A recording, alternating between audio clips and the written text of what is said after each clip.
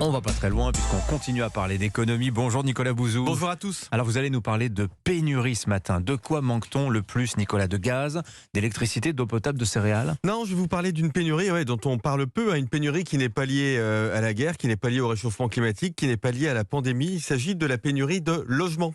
Alors, deux nouvelles ont attiré mon attention dans l'actualité ces derniers jours. La première, c'est le Canada qui a décidé d'interdire la vente de logements en ville à des étrangers jusqu'à 2025. Il s'agit de réserver les logements qui existent aux Canadiens, parce que des logements au Canada, on en manque. Alors qu'un pays libéral, progressiste, près d'une mesure aussi autoritaire, montre quand même Donc, le désarroi des autorités et l'ampleur de la crise. Si on n'est pas un national canadien, on n'a pas le droit d'acheter en ville. Absolument. D'ici ces 2 prochaines années. Il me semble que les Bretons aimeraient bien ce genre de mesures. Hein. Oui, absolument. Ouais. Alors, c'est quoi la deuxième nouvelle qui a attiré votre attention? La toute nouvelle maire de Los Angeles, qui s'appelle Karen Bass, c'est une démocrate, on est en Californie, elle vient de décréter un état d'urgence concernant les sans-abri. Alors très concrètement, ça veut dire que la ville de Los Angeles déverrouille tous les outils juridiques pour loger les homeless, les sans-abri en français.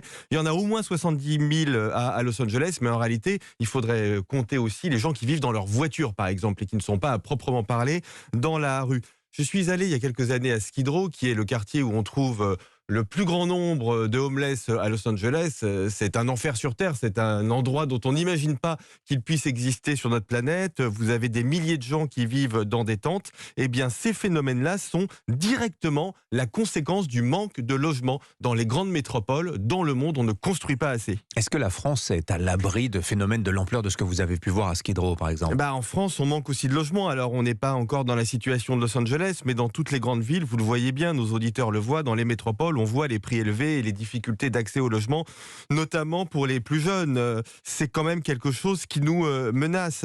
L'économiste Julien Damon explique qu'en Île-de-France, plus de 20% de la capacité hôtelière est mobilisée chaque nuit pour loger des sans-abri. 20% des hôtels. Ça représente 41 000 nuitées chaque jour qui sont payées par l'État en Île-de-France.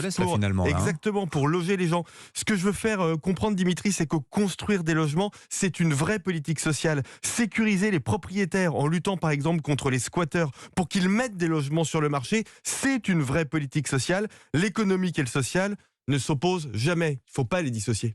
Tiens, le prix du mètre carré à Los Angeles, là, on est autour de 10 000 euros, comme à Paris à peu près. Et c'est la moyenne, c'est la moyenne. Et ça comprend Skid Row, notamment. Voilà. Merci beaucoup, Nicolas Bouzou. Bonne journée à vous, à demain, 7h23.